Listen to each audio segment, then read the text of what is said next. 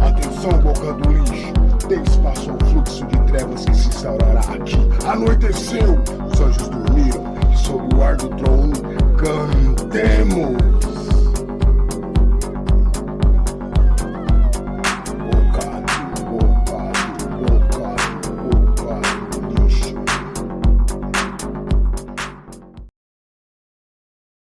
E aí, pessoal? É a gente que está aqui na Jamflu na mesa. Vocês sabem, eu sou o Mãe. E essa é a Catrevosa. Olá! Viva a nossa conexão! É isso aí, pessoal. O tema de hoje é o corpo encantado das ruas, né? Aqui na Boca do Lixo, Fluxo. Só lembrando de novo, estamos do ladinho do Fluxo, aqui no Teatro de Containers, né? Tem essa questão da droga, né? Dos psicoativos e do comportamento. E aqui muitas pessoas enxergam que há uma questão de espiritualidade nisso, né? E hoje o nosso tema de hoje vai girar um pouco em torno disso, né? Porque a gente vai falar com uma artista aqui, que também é maloqueira e tal, que também né? é das ruas. Faz esse trabalho como eu, né? Com a classe maloqueira, tentando produzir melhoras para nossa amada classe maloqueira e afins. Mas de entrada, eu vou fazer isso aqui, ó. Cepadê e Marafo são ebó.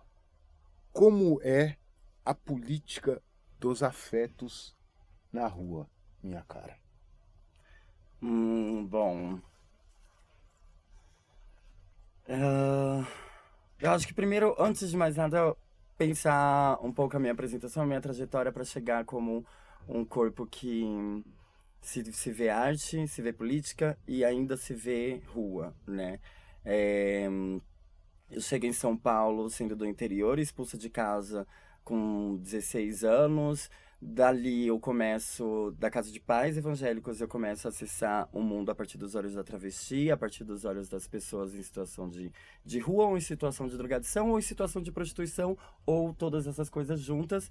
E começo a experienciar esse lugar de ser apontada ou ser colocada como um todo, mesmo não atuando. Porque quando eu saio da casa dos meus pais e vou pro interior, vou para uma outra cidade no interior, que é a Monte Alto, eu moro numa casa e frequento a esquina de prostituição e de droga das minhas irmãs, das pessoas que eram minhas amigas, de quem estava me acolhendo a partir do momento que eu saio da casa dessa família. Que não há acolhimento, né? Eu sou fruto de um casamento e filha de pais. Eu não sou parte da família. E isso faz pensar qual é a política de afeto que eu encontro dentro do espaço da rua, que é a política do afeto da característica do indiferente, de um ser que ele está nomeado por muitos títulos, por muitas camadas, e não se parece com quem está em volta, né? Quando a gente está na rua, os grupos, eles se misturam com características opostas. Coisas que se parecem, coisas que não se parecem. Mas que por estarem juntas, elas criam uma proximidade. Quando eu vim para São Paulo, eu fundo, junto com o Elcio e com o Lucas, um coletivo chamado Coletivo Arochianos, que ficava no Aroche, fazendo atos todos os domingos e quarta-feira. Quarta-feira nós fazíamos uma assembleia e sentávamos em roda na praça com as pessoas que frequentavam a praça. Usuários, putas, traficantes, família que mora no Aroche. E domingo eu fazia shows sem parar, ficava dançando de salto. Muito foda sem parar, isso, ficava das 6 às 10.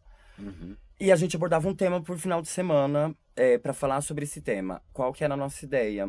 Criar narrativa, não criar narrativa, criar manutenções das narrativas que já existiam dentro da praça e que as pessoas falavam que dentro da praça só tinham drogados e putas e traficantes. Na verdade, existia política também. A ideia era acender era pulsar, manifestar o direito da classe LGBT dentro da praça, por sofrer repressão policial e por sofrer repressão classista das pessoas que acham que sabem o que dizem quando falam que tem, sendo que ela não está ali dentro. Criou-se família dentro do Aroche, né? Criou-se garantia de vida dentro do Aroche. Fosse como a roda de um vinho barato rodando, com cigarro, com a troca de cigarro. E aí, então, era importante pra gente trazer essa política. Quando eu penso no Padê e no Marafá como ebó, eu penso que aí pode ter uma ponte ainda, pode ter um caminho ainda para se definir exatamente o que está sendo ali posto. Porque tem mais coisa, né, para se fazer o Padê. Tanto o Padê quanto a oferenda para Exu, quanto o Padê para linha com a travesti, para você usar. Desconhecido não chega numa roda e ganha tudo, sabe? Ele precisa ser bem-vindo, ele precisa pedir licença, ele precisa saber entrar, precisa saber sair. A política de afeto da rua, ela vai ser essa ponte. Vai ser esse mesmo lugar do trabalho para se fazer as duas coisas para virarem ebó, é o trabalho para se fazer virar afeto. Então vai depender de quem está, né, de quantos estão, e todos esses fazerem esse trabalho, porque a política da rua, seja ela qual for, não cabe, a nomenclatura ela não vai dar conta. Aquilo que a gente chegar num resultado, numa definição, e eu falo bastante, viu, gente? Fica à vontade. Ele precisa de todo um feito. Tudo está ajudando para virar. Eu não sei se a política da rua em si, a rua em si, ela não tá num ponto, ela não se resume numa coisa, não sei se você concorda comigo. Acho que ela não tá, assim, num lugar único. Então, eu acho que a política de afeto na rua se dá pelo todo, sabe? Pela agência de todo. Tá todo mundo responsável, tudo tá atuando junto, conjunto, caótico. Sim, não, mas eu entendo que é um todo. É um todo, assim, mais ou menos. Sim. Eu acho que é isso mesmo. Não, maravilha. Mas uma coisa, né, que assim, eu apresentei ela brevemente, porque ela é muitas coisas também, fez muita coisa, inclusive ela também trabalha aqui no Containers, né? Sim. Mas eu queria perguntar, que a gente estava falando ali, de um espaço que você teve, né? Onde você reunia as pessoas para uma atividade social de melhora, né? Uma espécie de moradia. Fala um pouco o nome e um pouco desse lugar para nós. Esse lugar foi um ilê, e realmente foi esse nome, sabe? Quando eu fui construir esse lugar, antes de fundamentar ele. Que foi que ano? Que foi em 2000... Vamos lá, gente. A pandemia começou em 2020. Fazia 1 ano e pouco já, né? Quase 2 anos. Final de 2018 para 2019, eu entro nessa casa, no Bom Retiro. Legal. E aí, não é um centro, não era uma casa mesmo, um apartamento, que eu consigo alugar com um amigo. E que antes de morar nessa casa, eu morava com esse amigo que tinha me dado a primeira oportunidade de morar num lugar sem pagar por ele. Eu tinha morado em muitos lugares na minha vida, de muitas formas diferentes. Só que quando eu fui morar com essa bicha preta, ela tinha um estágio de vida muito melhor do que o meu. E ela sabia disso, a gente sabia disso porque a gente criava política. E aí, tipo assim, no primeiro momento que eu não consegui pagar o aluguel, ela não cobrou. E ali eu fiquei quase 1 ano morando com ela lá na Liberdade. Quando eu fui pra esse lugar, eu já fui nessa ideia. Eu queria ter... Era a primeira vez que eu tava tendo moradia. E eu queria ter moradia... Aí, então, eu queria ter a moradia que eu queria ter quando eu fui expulso de casa. Que era uma moradia de acolhimento. Que era tipo assim... Quando eu tava na rua, eu não queria ir pros albergues, porque eu já sabia o que os albergues promoviam de violência com o meu corpo. Sim. De vários níveis. Eu não tô falando dos albergues no nível institucional apenas, também. Mas eu tô falando também do perigo de estar com um homem hétero, construído na sociedade para ser um homem violento, enquanto a minha identidade de gênero é construída para ser violentada. Então, muitos dos corpos como o meu, o corpo trans travesti, o corpo afeminado, ou o corpo de buceta, ou pensar nas transmasculinidades, por exemplo, não conseguem estar nesse espaço porque se sentem inseguros. Então, o Ilê, ele deveria, e foi, um espaço para acolher esses lugares marginalizados que a gente tinha em comum. Que pela primeira vez dava para ter, pela primeira vez na minha história e na história de quem tava ali, morando junto. Era um espaço que realmente o nosso corpo, sei lá, transitava nu, transitava dentro da casa, Sim. gritando, usando as suas drogas, porque daí vamos pensar que a primeira coisa que eu queria fazer era, antes de eu morar nesse espaço, as minhas manas de rua, e os manos também, porque eu tenho alguns Exus, meus amigos que estão na rua, frequentavam as casas que eu morei pra tomar um banho muito rápido quando não tinha alguém, Aham. pra comer, e se desse algum dia que eu tivesse sozinha, eu dormia. Caso contrário, era só uma coisa mesmo pra fortalecer e tchau. Nesse lugar, esse corpo podia estar ali mesmo, porque era eu que tava bancando isso. Com os meus trampos e com as pessoas que me ajudavam das redes, as pessoas que não são nossas amigas, as pessoas que não querem estar perto do corpo de rua, mas querem ajudar, sabe? Eu tenho bastante desses seguidores, por exemplo. Então, ali era uma forma de puxar capital e não puxar marca, empresa, porque as pessoas falavam, vai, por que você não vira um centro de acolhimento? Era a nossa casa, não era um centro de acolhimento, não Eu podia entendo a ser. diferença. Por isso virou um ilê. Quando eu fundamentei, na época, eu estava mais dentro dos meus axés, dentro das responsabilidades do axé no candomblé ou na macumba. Eu me senti à vontade, junto com outras energias, para fundamentar. Então, eu trouxe a energia de Exu para fundamentar aquele lugar e falar, é isso que eu quero. Eu quero que manas minhas que tiverem afim de sair da Cracolândia, que tiverem afim, porque eu vou instigar elas com a minha política, mas ela tá livre, sabe? Tipo, não era uma coisa, aí você tem que parar. Eu lembro que a coisa que mais assustavam as manas dentro desse leque, quando elas iam dar o tucho, fumar a pedra delas, eu virava pra elas e falava, se você quiser pode fazer aqui. Porque a primeira coisa que elas iam fazer era pegar o cachimbo tudo e ir pra rua. Ela falava, não, mano, pode fazer aqui. E elas, posso? Pode, eu tô fazendo o meu padê. A outra tá bebendo o otim dela, a outra tá fumando o cigarro dela. Se você quiser ir pra rua, vai, mas se você quiser ficar, pode fumar aqui. E ali criava-se, e criou algumas histórias, algumas manas, sei lá, vamos supor, Michele, que tá na Craco desde os 12 anos, que já foi presa algumas vezes, ela chegou a ficar 4 meses sem usar. Entendo. Sabe? E uma redução de danos absurda, assim. E pelo lugar dela ali, entende? Porque não existia mesmo severidade pro não uso de nada. Existiu tipo, mano, vamos tentar não se matar, vamos tentar não cortar uma outra. Sim. Essa é a verdade, né? E aí, então, esse espaço era um Ilê, o nome. Ele existiu desde 2019 até o final da pandemia. E aí, só que relações humanas, estruturas humanas, a irresponsabilidade do Estado dentro do não cuidar da saúde mental das pessoas, principalmente pensar na população pobre. Então, a gente nem pensa só a pessoa em situação de rua, mas a periferia em si, de como eu não tive cuidado de saúde mental com a minha família, e como a minha família também não teve cuidado de saúde mental.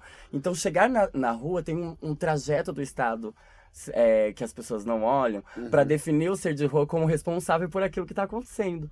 Total. Nós fomos irresponsavelmente cuidados pelo Estado. Nós fomos irresponsavelmente cuidados pelo Estado, que bota a polícia para gerar violência e várias outras coisas, leis para gerar limites e várias outras coisas, mas nós não podemos ir no hospital se você for uma pessoa em situação de drogadição ou de rua, porque você teme o que pode acontecer ali, até se você estiver sujo. Né, de você não poder entrar. Então, o Ilê, a gente cuidava feridas abertas, a gente cuidava surtos de abstinência ou de esquizofrenia, a gente cuidava do grito, da violência de uma pegar alguma coisa da outra, porque o roubo aconteceu sim, a Elza aconteceu, entendo. tudo isso aconteceu. E aí ele foi esse espaço mesmo, um espaço que eu quis ter minha casa. E quando eu pensei em ter minha casa, nunca foi igual o meu pai e minha mãe ou as pessoas que eu conheço quis ter. Porque eu nunca quis ter casa. Acho que cabe muito mais gente dentro de um espaço que é lido como casa. Então, quando essa casa se fez matéria, então a minha casa ela precisava ser habitada por muita gente. Passou 200, a gente numerou quando o Ilê estava finalizando, a gente numerou quanto eu e a Audrey, que foi uma das moradoras. Ela nunca morou em rua, mas era uma travesti que chegava junto ali. E passaram 200 pessoas, quase 203, e moraram 62 ou 63, assim, num período de quase 4 anos. Caramba, hein? Sucesso, hein, minha gente? E aí Uau. não existe mais, acabou. É isso aí, pessoal. Vamos continuando. Fica trevosa, minha cara. Vamos fazer uma pergunta focada nas ruas agora aqui. É possível nomear e reconhecer a coletividade das ruas? Tem diferenças entre coletividade e irmandade? Sim, tem diferença. Pra mim tem diferença. Pra mim também, viu, gente? Então, pra você também?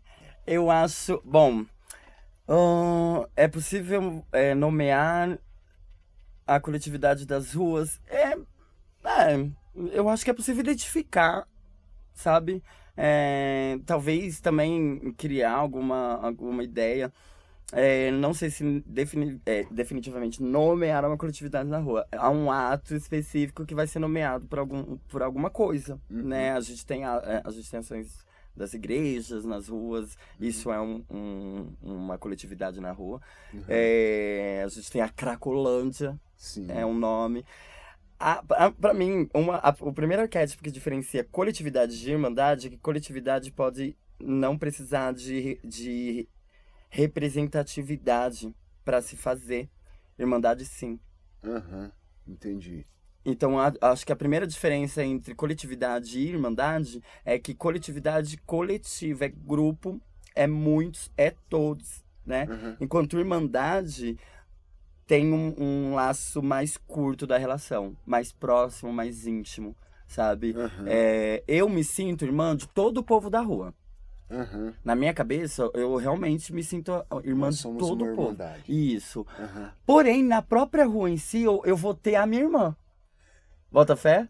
Pode pá, pode E pá. aí, aqui às vezes vai me separar, entende? De uma relação com um bofe na rua, por exemplo, que Aham. é meu irmão de fé, meu irmão de rua ali. Só que Mas, alguma coisa pode nos distanciar. Pode. Não quer dizer que sim, vai. pode crer. Então acho que é isso. A irmandade, ela tá mais íntima. Muito louco. Sim. Só pra eu falar um pouco assim, né? De a coletividade, né? Essa palavra, né? Velha, coletivo, coletividade, sim. Mas o uso dela mais recente, né? Tem a ver mais com uma coisa de voz e voto igual, né? Sim. E Ali uma, pras ruas. e uma gestão tendendo mais a uma anarquia, um comunismo, algo assim, né? Sim. E a Irmandade prevê igualdade, mas as pessoas se veem então que há uma maternidade e uma paternidade, né? Que faz que haja um laço afetivo entre essas pessoas e também historicamente falando, né, tradicionalmente falando, as irmandades também divergem um pouco do sistema que os coletivos usam praticar, nesse Exato. sistema de gestão e etc. Por exemplo, né? Chique. É isso aí. Agora vamos a mais uma pergunta, né? Se o dendê é para esquentar, quais os possíveis usos e qual a potência dos usos da raiva? Ai, gente, eu achei uma charada babado. Hum, é... Eu realmente acho. Me faz a pergunta de novo, Ó, por favor. se o dendê é para esquentar, quais os possíveis usos, né? E qual a potência desses usos, né, na raiva? É... Pra que a gente vai aprender as coisas? Por que o sistema da branquitude ele diverge em si, né? Porque ele ensina ao que não se aprende, assim, na grande maioria das vezes. Uhum. Pra que eu vou aprender coisas, símbolos e significados, se na minha experiência de vida e de atravessamento, elas não servem ou não podem servir? Eu acho que quando a gente pensa no que o D&D provoca no corpo, né, no esquentar, a gente está falando de afeto, a gente está falando de cuidado, mas em lugares que essas palavras elas não representam tanto para significar isso, porque é muito ainda mais profundo do que a própria palavra em si de achar cuidado. Cuidado é muita coisa, afeto é muita coisa. É, Quando isso é potente na raiva, é nesse intuito que eu penso para que serve os nossos saberes, os nossos fazeres, nossas potências, né? Porque Uhum. se há potência, ela tem que ter uso. Total. Não existe. Existe pulsão, existe uma coisa ali que tal. Mas para enrijecer a coisa, para florescer, para sair, precisa ter um ato. eu não sou potente, eu não sou uma construção de meu eu, né? Eu não sou isso se eu não agir nesse lugar. Porque quando eu penso a raiva, eu penso que não é sobre mim. Por que eu acho que é uma charada? Porque em algum lugar eu me perco ali, principalmente no final, porque ele realmente está conectando com alquimias, né? Com práticas de matrizes africanas e de outros povos originários, e também de povo louco na rua, quando a gente pensa de como como que é o dendê na rua, sabe? O que esquenta na rua, se é uma coberta, se é um corpo, se é um animal, se é uma cachaça, se é um cigarro, sabe? Então, a raiva, eu trago de novo para a estrutura, tá? Eu responsabilizo a estrutura. A raiva não sou eu, a raiva não fala de mim. Em algum contexto, quando eu penso potencialmente falando, a raiva, ela é minha emoção, e essa emoção, ela tá dissipada por memórias e coisas que aconteceram com esse corpo que me provocam a agir e tal. A raiva, ela é um ponteiro que não me conta quem inicia e não me aponta o final desse ponteiro também, de onde eu vou chegar, tudo. Serve o meu dendê, sabe? Serve a minha potência quando eu consigo, na hora da raiva, tentar, porque não quer dizer que eu haja, não me separar do coletivo, não me separar do outro ser. Eu não fico com raiva sozinha, gente. Então tem coisa que tá acontecendo, né? Raiva com o outro. Né? Então, quando eu tô com raiva e quando eu tô agindo pela raiva, eu tô me dando o direito de agir daquela forma, tá? Porque eu também penso, assim, sobre legitimidade. Só que eu tento não me separar da minha memória, eu tento não esquecer quem eu sou na minha construção, eu tento esquecer quem tá na minha frente, porque às vezes eu posso estar com raiva lidando com a polícia. Dela eu não sou aliada em nenhum nível. Às vezes eu tô brigando com um humano na rua. Ali, eu quero sempre lembrar, mesmo se a gente tiver que sair na mão, que eu não tô lidando com o meu inimigo ou com um desconhecido absurdo pra eu ter um afeto de não querer a morte desse ser pelas minhas mãos, ou de não querer vingar apenas nessa briga, porque gosto muito de tentar sair dali e vamos... o grito não deu, foi a porrada, vamos tentar voltar pro grito, porque vai que a gente volta pro grito, aí a gente abaixa o tom, aí no final a gente tá fumando junto, transando, fazendo qualquer coisa. Então, eu acho que é mais ou menos isso. É bem complexo pra mim achar um lugar que responda essa pergunta, porque eu acho ela uma charada. E gosto de pensar que no final a raiva, se ela fala de mim, então eu quero falar do meu eu, e o meu eu é construído pelo outro. Então, ela é isso aí. Ela é algo a ser potencialmente cuidado. Eu não acho que a raiva é potente. Não acho que a raiva, Não acho que a raiva é potente porque ela é poderosa. E aí poder e potência pra mim não são as mesmas coisas, sabe? Então, eu acho que ela não pulsa um lugar de saber. O saber cuida dela, sabe? Então, dendê, quando eu esquento a raiva é quando eu saio dela, quando ela... Porque a raiva não cuida disso muitas das vezes, né? Da matéria, assim. Ela meio que é uma pulsão da mente que faz a matéria se ficar em atenção. Então, eu responderia essa pergunta de formas que não acabaria, viu? Tá bom, então, ótimo, vamos acabar. E agora vamos falar da Catrevosa artista um pouco mais. Vamos focar, né, na sua individualidade artística. Também não dá para se classificar em palavras assim, mas tenta em 2, 3 palavras, uma talvez até, se definir assim, que artista você é. E fala Artista do corpo. Artista do corpo. É uma das bases de ideia que eu construo mesmo conscientemente e subconscientemente falando. Eu sou uma artista do corpo porque a dança, ela é um movimento, uma ferramenta, um lugar. Eu gosto de... Quando a arte acontece e ela se transforma, e aí eu passei por muitas fases artisticamente, interpretando, atuando muito pouco em relação ao teatro, mas atuando aí, né, gente? Tô sendo artista quando eu tô aqui. Isso.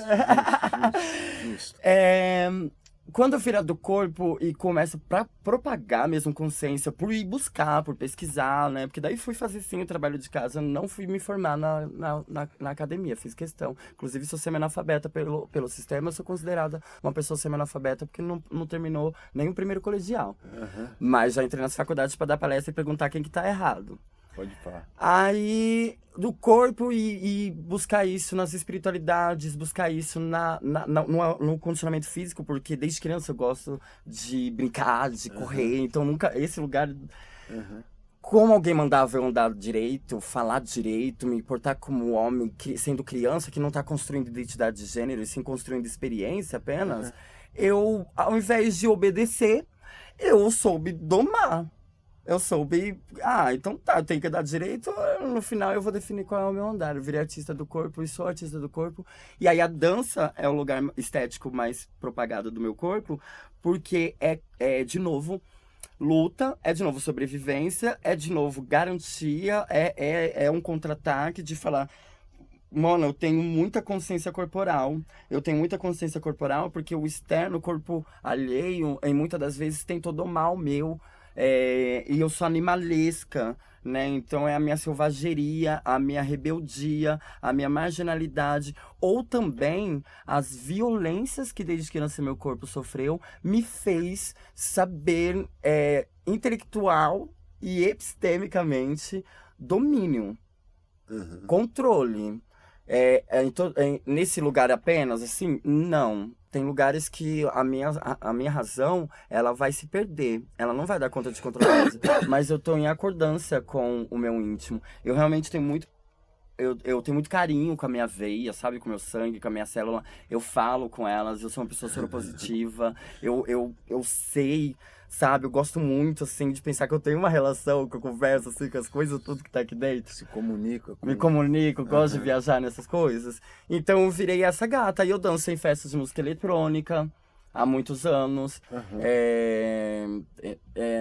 Danço em eventos abertos, então públicos, desde um público que está em substâncias até um público que pode ser assim, escola, crianças, família, bairro. Eu entrei em muitos lugares fazendo danças, cantando, dançando, interpretando.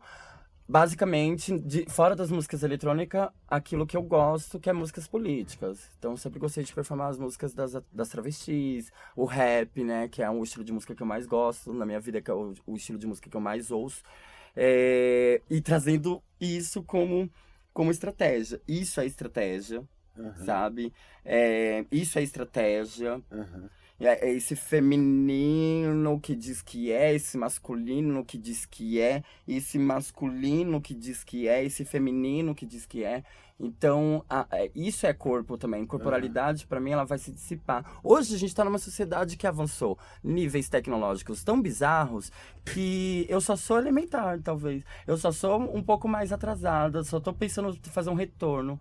Esse encontro com a morte, um caminho de costa, sabe? Um caminho que tá retornando. Porque eu tô preferindo... Eu tenho problema, por exemplo, de mexer com a tecnologia avançada. Uma Apple, um iPhone. Eu não sei, mano, eu não sei mexer no iPhone.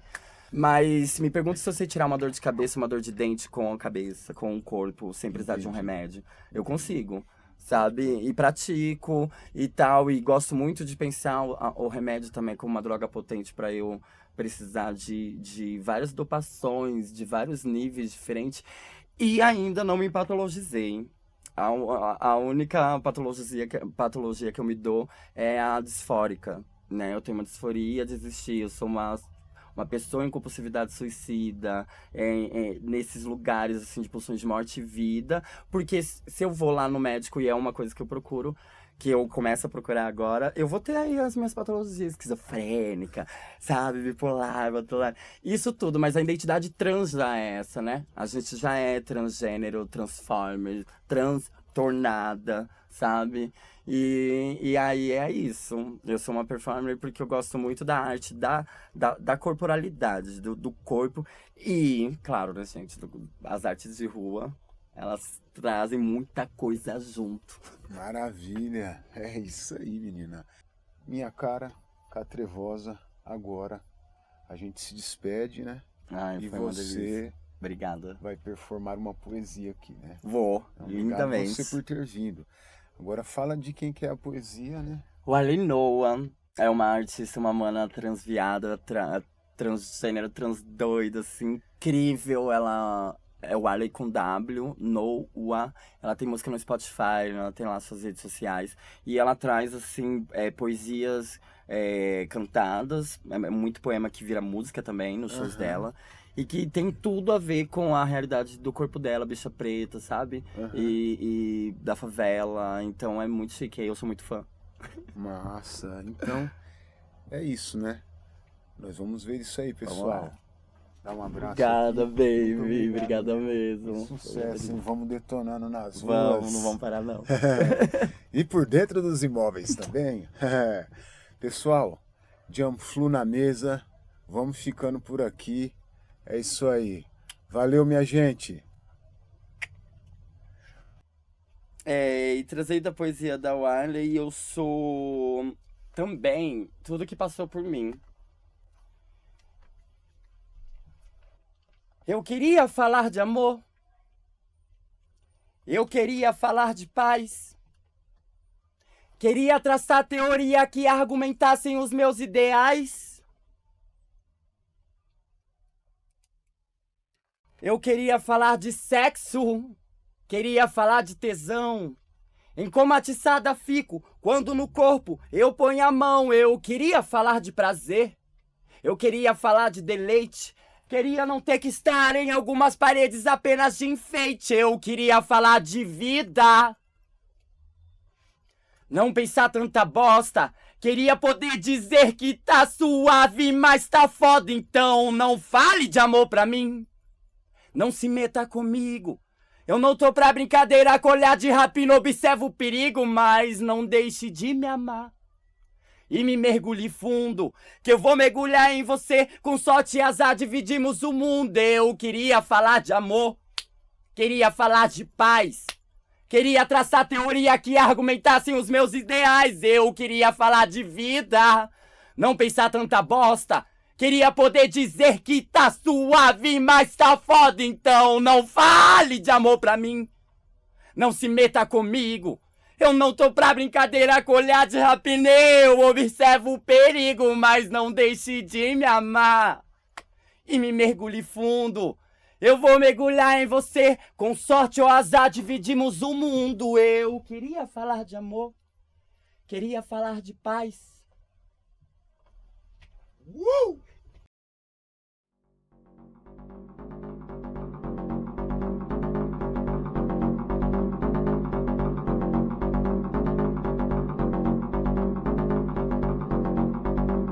Dia do Ruivo.